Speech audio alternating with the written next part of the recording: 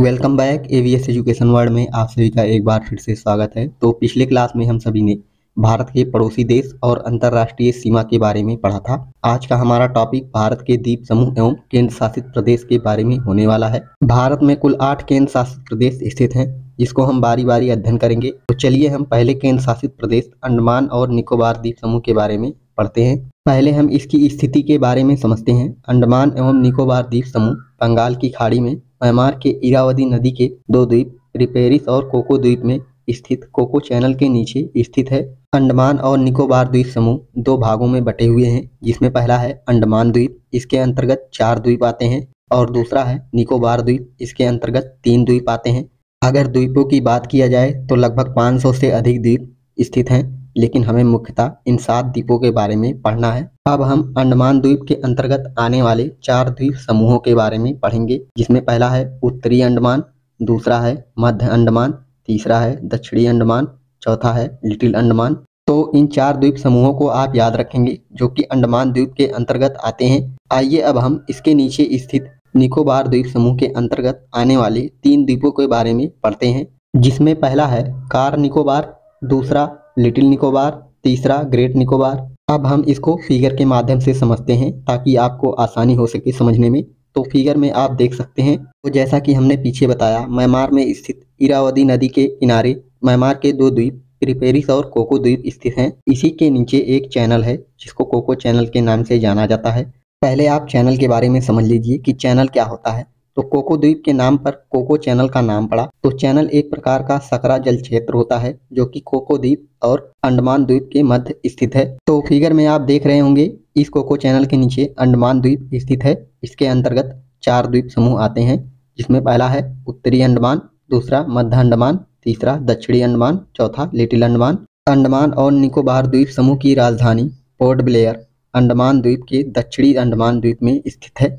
इसको आप याद रखेंगे क्योंकि यह क्वेश्चन कभी कभी एग्जामों में पूछा जाता है।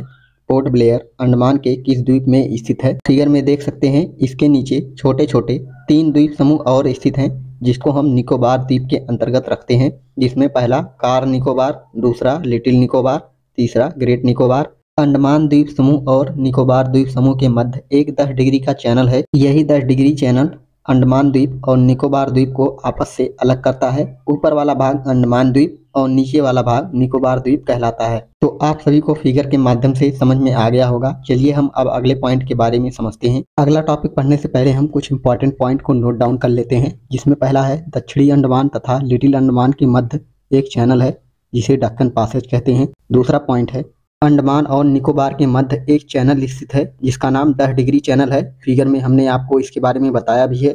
यह 10 डिग्री चैनल अंडमान और निकोबार को अलग करता है। यह अंडमान द्वीप समूह के लिटिल अंडमान और निकोबार द्वीप समूह के कार निकोबार के मध्य स्थित है। चलिए अगला पॉइंट देखते हैं। कार निकोबार और लिटिल निकोबार के मध्य एक चैनल स्थित है, जिसे सोमब्रेरो चैनल कहते हैं। अगला पॉइंट देखते हैं। ग्रेट निकोबार और लिटिल निकोबार के मध्य एक चैनल स्थित है, जिसे सेंट जॉर्ज चैनल के नाम से जाना जाता है। अगला पॉइंट है ग्रेट निकोबार के बाद एक चैनल है, जिसे ग्रेट चैनल के नाम से जाना जाता है। इसके नीचे इंडोनेशिया का द्वीप सुमात्रा स्थित है। आइए अब ग्रेट चैनल की स्थिति के बारे में समझते हैं। इसकी स्थिति को 3 प्रकार से बताया जा सकता है। पहला ग्रेट निकोबार एवं सुमात्रा के मध्य, दूसरा अंडमान निकोबार एवं इंडोनेशिया के मध्य, तीसरा भारत एवं इंडोनेशिया के मध्य। इस प्रकार ये कुछ चैनलों के नाम थी जो इस द्वीपों के मध्य पाए जाते हैं, जिसको आप याद रखेंगे। चलिए अब हम अगले टॉपिक अंडमान और निकोबार द्वीप समूह के प्रमुख ज्वालामुखी के बारे में पढ़ते हैं। अंडमान और निकोबार द्वीप समूह में स्थित हम प्रमुख 2 ज्वालामुखियों के बारे में पढ़ेंगे। पहला है बैरन ज्वालामुखी। बैरन ज्वालामुखी दक्षिण अंडमान के पास स्थित है, जो कि बंगाल की खाड़ी में दक्षिण एशिया का एकमात्र सक्रिय ज्वालामुखी है। तो अंडमान और निकोबार द्वीप समूह में एक ही मात्र सक्रिय ज्वालामुखी है, जिसको बैरन ज्वालामुखी बोला जाता है। इसको याद रखेंगे आप लोग। चलिए अब हम दूसरे ज्वालामुखी के बारे में पढ़ते हैं।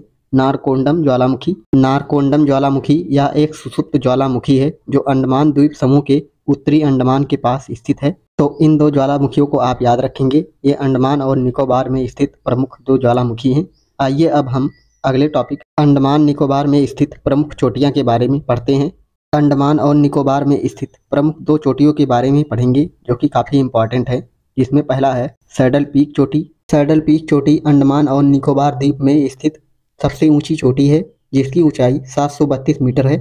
चलिए अब दूसरी चोटी के बारे में देखते हैं, जिसका नाम है माउंट फूलियट। यह ग्रेट निकोबार पर स्थित अंडमान और निकोबार द्वीप समूह की दूसरी सबसे ऊंची चोटी है। चलिए अब हम अगले टॉपिक के बारे में पढ़ते हैं। अगला टॉपिक स्टार्ट करने से पहले हम 2018 में कुछ द्वीपों के बदले गए नाम के बारे में पढ़ते हैं। भारतीय प्रधानमंत्री नरेंद्र मोदी द्वारा 30 दिसंबर 2018 को नेताजी सुभाष चंद्र बोस के द्वारा तिरंगा फहराने की 75वीं वर्षगांठ पर यह घोषणा किया गया कि अंडमान निकोबार द्वीप समूह के 3 द्वीप के नाम बदले जाएंगे। इसमें पहला है रॉस द्वीप का नाम बदलकर नेताजी सुभाष चंद्र बोस रखा जाएगा। दूसरा, नील द्वीप का नाम बदलकर शहीद द्वीप रखा जाएगा। तीसरा, हैवलॉक द्वीप का नाम बदलकर स्वराज द्वीप रखा जाएगा। तो इस प्रकार 2018 में 3 द्वीपों के नाम बदले गए। अब हम अगले टॉपिक के बारे में पढ़ते हैं। अब हम दूसरे केंद्र शासित प्रदेश लक्षद्वीप के बारे में पढ़ेंगे। लक्षद्वीप को मद्रास से अलग कर 1 नवंबर 1956 में भारत का केंद्र शासित प्रदेश बनाया गया। लक्षद्वीप अरब सागर में स्थित एक प्रकार का कोरल द्वीप है। कोरल द्वीप कैल्शियम कार्बोनेट से बने हुए द्वीप को कोरल द्वीप कहते हैं। लक्षद्वीप को 3 भागों में बांटा गया है, जिसमें पहला है अमीनी द्वीप समूह, दूसरा है लक्का द्वीप समूह, तीसरा है मिनिकॉय द्वीप समूह। अगला पॉइंट है डिप की राजधानी कावारती लक्का द्वीप समूह पर स्थित है। आइए अब हम कुछ इंपॉर्टेंट पॉइंट के बारे में नोट डाउन कर लेते हैं, जिसमें पहला पॉइंट है 9 डिग्री चैनल लक्का द्वीप तथा मिनिकॉय के मध्य स्थित है। दूसरा पॉइंट है 8 डिग्री चैनल मिनिकॉय तथा मालदीव के मध्य स्थित है। तीसरा पॉइंट है लक्का द्वीप पर स्थित आगाती द्वीप पे एक हवाई अड्डा स्थित है। भारत के पश्चिम में अरब सागर में स्थित लक्षद्वीप 3 भागों में बटा हुआ है। इसमें सबसे ऊपर वाले भाग को अमीनी द्वीप बोला जाता है।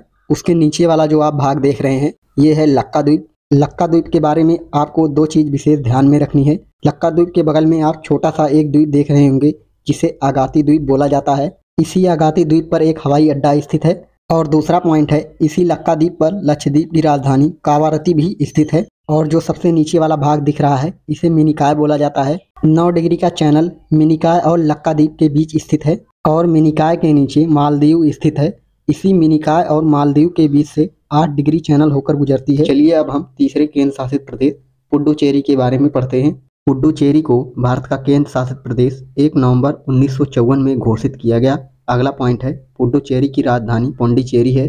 पुडुचेरी केंद्र शासित प्रदेश में 4 जिले हैं, जो कि भारत के अलग अलग 3 राज्यों से स्पर्श करते हैं। पहला है यमन, जो कि भारत के राज्य आंध्र प्रदेश से स्पर्श करता है। दूसरा है पुडुचेरी, जो कि भारत के राज्य तमिलनाडु से स्पर्श करता है। तीसरा है कराइल, जो कि भारत के राज्य तमिलनाडु से स्पर्श करता है। और चौथा है माहे, जो कि भारत के राज्य केरल से स्पर्श करता है। तो पुडुचेरी के इन 4 जिलों को आप याद रखेंगे, जो कि भारत के राज्यों से स्पर्श करते हैं। अब हम चौथे केंद्र शासित प्रदेश दादर एवं नागर हवेली और दमन एवं दीव के बारे में पढ़ेंगे। इसमें सबसे पहले हम इसकी स्थिति के बारे में समझते हैं।